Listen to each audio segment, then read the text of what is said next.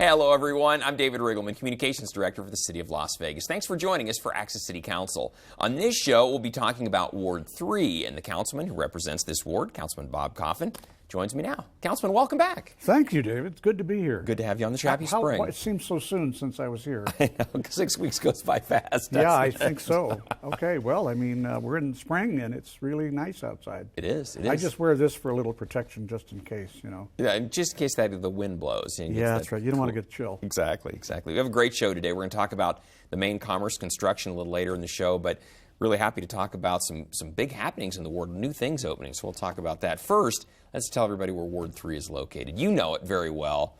The folks out there, they may not know exactly where it is. Practically everything east of the freeway. Yeah, there it is, everything in blue there. If you live in that area, of course, you're in the city limits of the city of Las Vegas.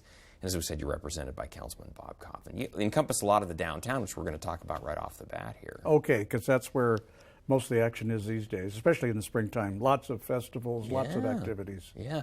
New businesses opening too. Very proud that the Downtown Crown just recently opened, and that's a big deal. Yeah, where the bistro used to be is essentially the same building, and now it is called the Downtown Crown and Pub. Good food, you know. It's like you would expect at a pub to have good filling comfort food, English style, with a little bit of American in there for sure. And they did up this grand opening pretty big time. We're going to see dancers and everything else here in a second. Yeah, they know how to entertain. I think its main thing is that that's still there. It truly is an anchor in the downtown arts district, right there at First and Charleston. And for sure, people are welcome there. That thing is open all the time. It's like 24/7. Yeah. So people getting off shift in the middle of the morning hours, early morning hours, can come on down for a quiet one pint before they go home, before they drive. That's the max. But there it is, and it had a whole kind of Austin Powers feel to it that day as well. Yeah, I'm not hip anymore, so Austin came after my time, so it took a while for me to adjust. It looks like a great location. This is what we posted on our city social media site. We said, Las Vegas' favorite crown and anchor has expanded downtown with Downtown Crown British Pub. Welcome to downtown. And that elicited a lot of comments as we saw on social media. We saw this one first. We need to hit this place up and celebrate the continued growth of downtown. Love to see that. Celeste posted, Las Vegas is fun. You bet it is, Celeste. And then a Magnificent Vegas destination said, nice, thanks, really love Las Vegas. Well, that's nice of them to say that. I mean, it's like everything else we're doing downtown. We're taking 2 steps forward and a half step backwards sometime, but then we plow ahead. Everything is really on the uptick. It is. And, Councilman, not that long ago during the recession, we were having a hard time downtown and everywhere, but things are really starting to turn the other way. And they it's are. Nice I wish we could talk about some of the things that are in the planning stages that we know about at the council members and the staff people. They're just not ready to be announced yet. Right, because there's still confidentiality around that. But new apartment buildings, places to for people to live, and new experimental ways for people to live, and at the same time become patrons of the businesses. Exactly, but you're giving us a little hint that more things to come. Well, and of course that new theater is still coming. Yeah. Good We'd stuff. better do a little segment on that soon. Yeah, absolutely. Well, Councilman, another restaurant opened. This was not far after that. It was March 10th this opened. And this is the Mexipansi? Is that how do you pronounce it? Mexipanese. I have a hard time myself. Mexipanese makes sense. It's a fusion of Mexican food and Japanese food. Mexipanese, right? Yes, I had a hard time getting my hands around it, but the burrito, with some Asian food inside makes sense. Yeah. I mean, everything's got to have a tortilla somewhere. Right. But there is a lot there, and the fusion, that's the best they could come up with on a logo, but they're right next to their existing business, by the way. People who don't know Mike and Jenny Howland don't know perhaps that their all Sin City sandwich shop is right there. So they've got the 2 businesses adjacent, and they're very, very busy people. They're really right down there in the courthouse district. Sin City Sandwich does a big business every day around noon, during the work days. And Mike and Jenny and Mike's mother, Marilyn, is right in there helping cut the ribbon, too. We like to have as many people, but they were so busy inside because they had to open earlier that there were more customers on the inside buying food than there were outside witnessing. It's like, hey, we want to eat. And so let's do it. So they did it, and looks good. I like fusion. It I like is that. good. Yeah. So. Well, at the culture, we're in a culture where everything's fused anyway, so let's fuse the food. Mexipanese, grand openings in the courthouse district downtown. So check it out if you're down there for lunch sometime. Oh, it's very good. Yeah, if you're in trouble, if you go down and pay a ticket, or you're on trial, at least you can do is eat well. Or you're going to come to City Hall and visit the councilman, maybe. And maybe if you're in jail, just have some takeout sent up. But other than that, I can't see any problems. All right, well, good stuff. Councilman, also shifting gears, not exactly a new restaurant, but our jail. There was some work done to make it safer for the inmates inside, for all concerned.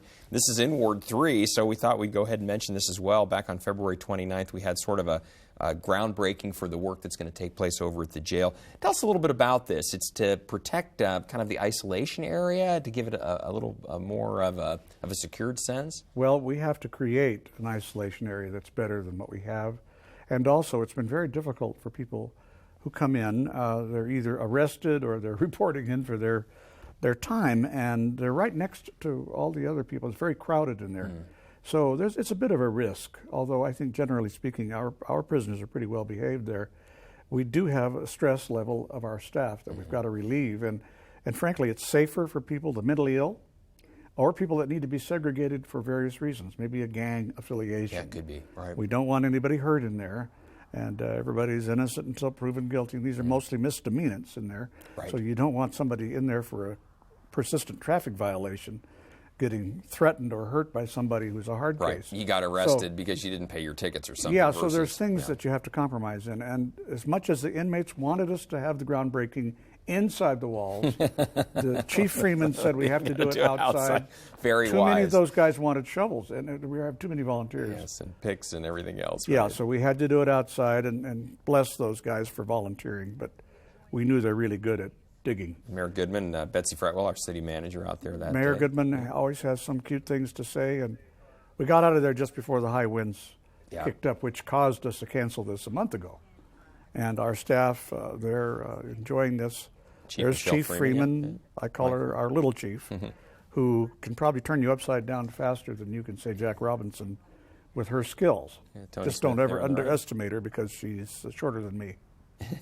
She's a good police officer. She is all the way around. Yes, so that's a distant sweep of the surrounding area. We were forbidden to photograph inside the jail for security reasons. Yeah. Yeah, but it's your ordinary jail, but it's not it's not a noisy, not a place full of hard cases. It's a good place for people to go and spend the weekend when they've had to pay their ticket that they forgot to. So, okay, come on down, spend a couple of days, you'll be safe. We want to make it safe for everyone, too. Yeah, the inmates it's an and inconvenience, staff, everybody. We don't want it to become fatal, so right. That's why we have these things. Exactly. Councilman, a great tradition, March 9th, that weekend, Mint 400 back in Las Vegas always has the traditional downtown review, if you will, kind of the parade in the downtown area. This goes back a lot of years, and it's a great event. I mean, these are great off-road racing. If you've never been downtown to see the cars up close or traveled out of town to see the racing itself, this is how it starts off. We have the procession. This has been going on in Las Vegas for years and years and years. Well, it's nearly 50 years old, and although there was a hiatus for a couple of years, it really is one of our longest institutions here in town. Hunter Thompson cut his teeth. His first book, Fear and Loathing in Las Vegas, was about the Mint 400 in 1967, and he never recovered from his drug use at that time. He continued it on for 50 years until he expired. But when you hang around this stuff, it's addictive, like everything else, and you see men and women from all over the country, particularly the western United States, love to race in the desert. Yeah, sure do. This is not anymore a mom-and-pop thing. Our photographer sacrificed himself for this shot right there. Nothing was broken, no one injured. The thing is he's okay, but the point is that the race car has a crease underneath it from him. In any event, racing out there in the desert is a lot of fun. I used to do it. I was a cannon fodder. I used to sit in the right-hand seat of a 2-seat unlimited buggy, which can travel at enormous speeds. I mean, these trucks and the unlimited buggies can go well over 100 miles an hour out there. They tend to be geared for a lower speed because they're trying to accelerate. That's the main thing. Acceleration through the desert and through some of the tough stuff. Yeah. If you wanted to put gears, appropriate gears, they could go 150. Wow. And it's nothing quite like the thrill of flying through the air for a couple of seconds at speed. It's a thrill. And pretty cool. It's very addictive, and it's a family sport. It's true, it's a little big, a little expensive now for mom and pop, unless you're wealthy. But families are welcome.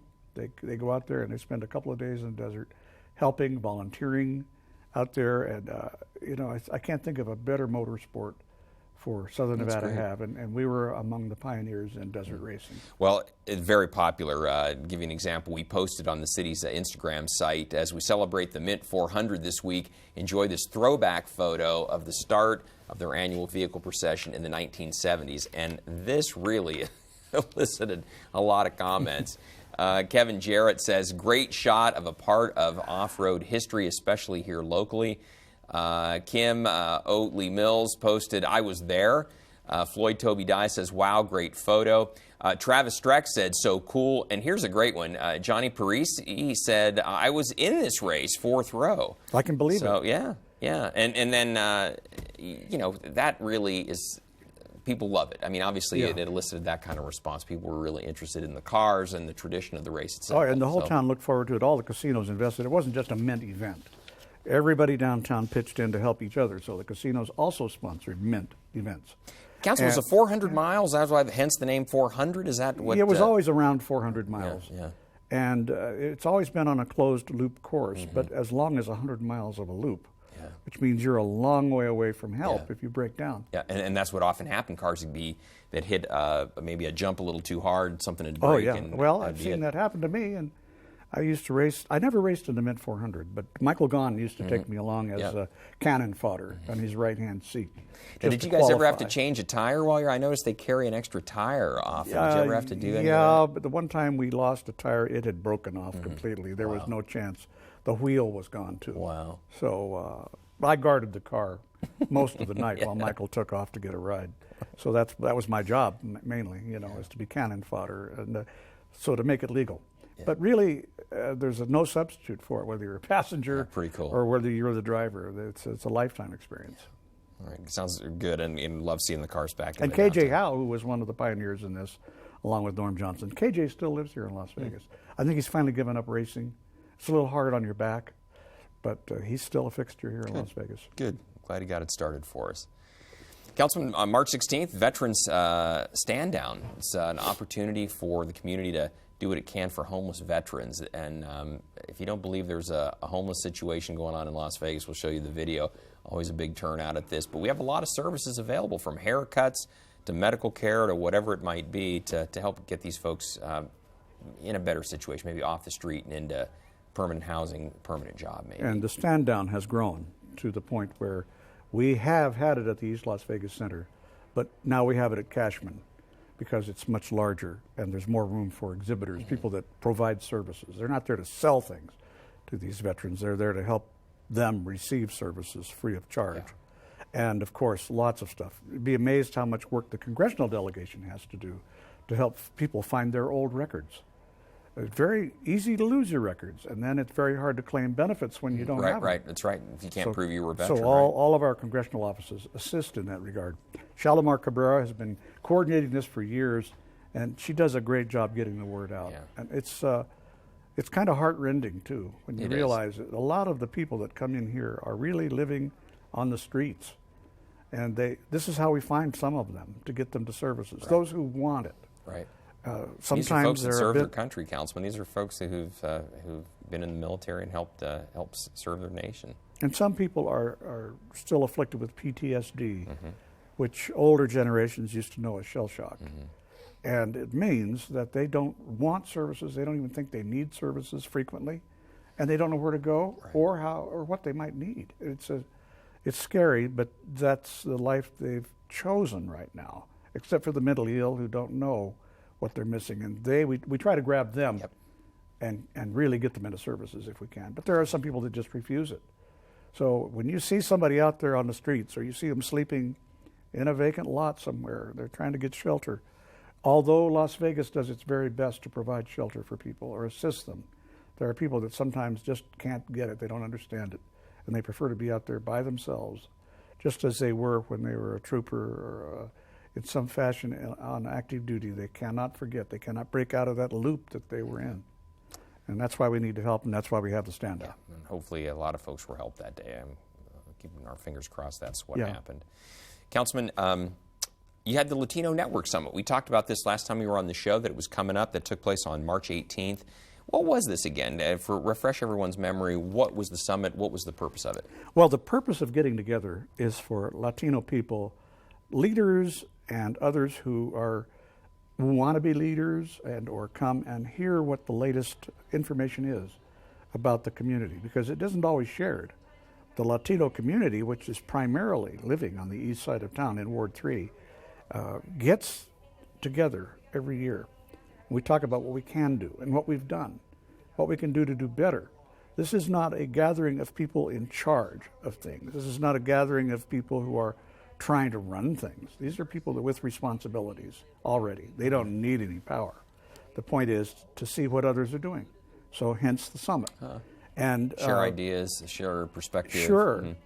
And one of the features for the third straight year, Jeremy Aguero has presented his latest update on the statistics, the promise, the past, as well as the future. He runs a company called Applied Analysis. Oh, and yeah. do a tremendous amount of research on Las Vegas, everything related to business, the community. He runs all kinds of statistics. So helpful to know where the trends are, where we are doing well, where we're not doing so well. Yeah, so this is a labor of love for Jeremy. He does not charge us for this service, and I know it's important for all those to realize that we have the best. The mayor had a lot to say. She spoke, Congresswoman Titus. Yeah. I just greeted people and then got out of the way because my job is to listen. And that's what most people did. They had several hundred people. Good. And good. Food, donuts and pastries and good coffee. Discussion, yeah. Oh, yeah. Yeah, very good. It went well all morning long. Well, Councilman, and then also back in March, great project over at Sunrise Acres School. There was a news conference to talk about a program to encourage learning family-wide, not just for the little kids to learn to read, but to have mom and dad and everybody participate in basically concentrating on education at least a couple times a week, making sure that the parents come to the school as well as the kids. It's a tremendous investment. The Toyota Foundation, which is funded by the Toyota Automobile Company, has provided funds not only for Sunrise Acres, where we were that day, but also 6 other elementary schools in Las Vegas. And the point is that learning is a family experience. And as you know, many of our kids are first generation, and their parents, well, they just moved here sometimes. They can't speak very good English, or they don't know how to read very well, or they can talk. So the kids are teaching the parents and vice versa. Oh, interesting. So the idea is that learning is a family experience.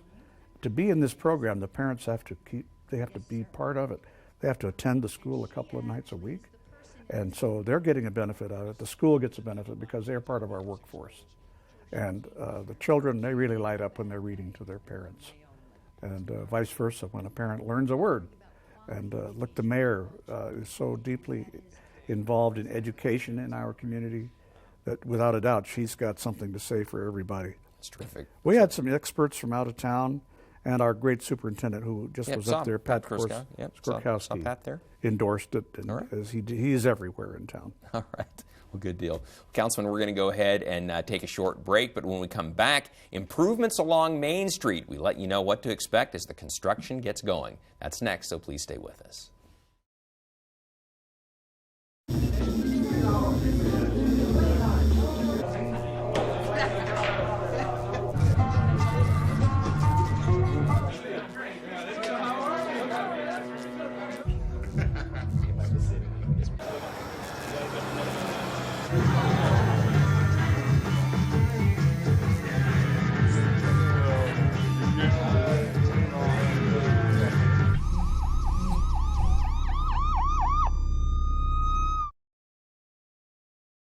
Welcome back to Access City Council. I'm your host, David Riggleman. Bike lanes and wider sidewalks, just a few of the improvements you can expect to see along Main Street and Commerce. With us today to tell us more about this construction project that's getting ready to start is our Public Works Director, David Bowers. David, thanks so much for being here. And I know this project is near and dear to the councilman because it's going to impact the businesses along Commerce Street and along Main Street here very, very shortly. Yes, it's a very big project. It's basically the second half of the larger project, which is Main Street, and then this piece basically extends from Bonneville south down to Las Vegas Boulevard. And, long way, yeah. Yeah, it's a much bigger piece. The other piece was 8 blocks. This one's going to be 26 blocks by the time you add both streets together. If we could just say one thing, David, Go ahead, I Councilman. want to make sure people understand that this involves a street that it's invisible to 99% of the public. Commerce, you're referring to, Commerce, yeah. which has been strictly industrial/commercial for 75 years and was known as A Street when I came to Las Vegas, is now going to be part of our beautiful downtown improvement projects. Everybody knows where Main Street is and the established businesses along Main Street. They're going to stay open for business. As you can see on that map down there, Charleston is bisecting the project, most of it to the south. But right now the traffic's been tied up around the beginning where Main and Commerce they are created at a Y. And it's been a bit of an impediment for traffic and the businesses. But David, I think you should explain how that's going to work. Sure. So what's happening right now is the utility work. The utilities have to relocate their lines in order for us to put in stormwater and sanitary lines. So they're out there in advance of the project trying to get this work completed, and they're going to be out there till about mid-May, and that's when our project's going to start. Along Commerce, David, right? And then Commerce first, and then we'll address Right. Main, Well, correct? so right now they're in Main Street in the vicinity of Commerce. Utilities. Mm-hmm. Right. And then we're going to come in that same area, and we're going to put in the stormwater and sanitary lines. So that's going to take us about 3 months, put us in mid-August.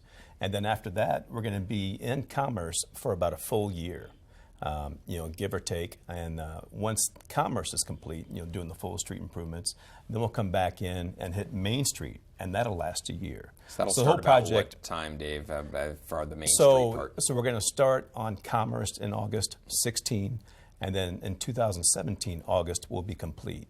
So that means then in 2017, August, we're going to start Main Street, and we'll be complete in 2018 in August. It's very important to the councilman for people to know that those businesses are still going to be open through there, that we're going to provide alternatives for parking for them. People won't be able to park in front of the businesses during the construction, but there'll be parking available in lots that the city will provide nearby, and we'll help direct people to all We're of doing that. everything we can to make sure that these businesses survive. It's like Main and Commerce are streets with local businesses. Individual owns it, it's their job. I mean, they're not franchises, they're not wealthy companies with a lot of backing. They're living essentially like a small business does, which is month end to month end, and hopefully they make it each month. Yeah. So we're doing our very best to help them and to let people know, just like through this program, that they're open for business, that they are not going to be blocked off. But sometimes you get the appearance of it because Right. you see all those cones. You think, they can't be open, but not the case. No, and we're trying to make sure there's enough signage and for people to be confident. And what they Right. see is that they can still do business. They can still go down to El Sombrero and have a nice dinner, a nice Mexican, specifically very fine dining dinner. And folks like that depend on us. And so I'm glad that people are seeing the beginning of it, and then it'll shift off of Main Street to go to Commerce, where it's mostly, industrial, but coming soon, retail. Right. And this is a big deal when these two streets are going one way. It wouldn't have happened if it hadn't been for the increase in the gasoline tax. And the people who benefit from this are really our local residents, because downtown becomes more of a destination for folks. Everybody benefits from this. We can give everybody an idea of what it's going to look like. I know that it's going to be some heavy lifting over the next 24, 27 months, but it's sure going to be nice when it's done, because Main Street north of Bonneville looks great. It really looks great, Dave. The median changes, the bike lanes, it's really nice. So this is just to continue on. We show everybody what it'll look like, but we're not doing this just to be menacing. We're doing it to really improve things, right, Dave? No, that's correct. It'll be the same type of streetscape project you see on Main Street, the first phase that was just completed. So you're right, it's going to have the wider sidewalks for better pedestrian comfort, and businesses can maybe expand a little bit out into their sidewalk.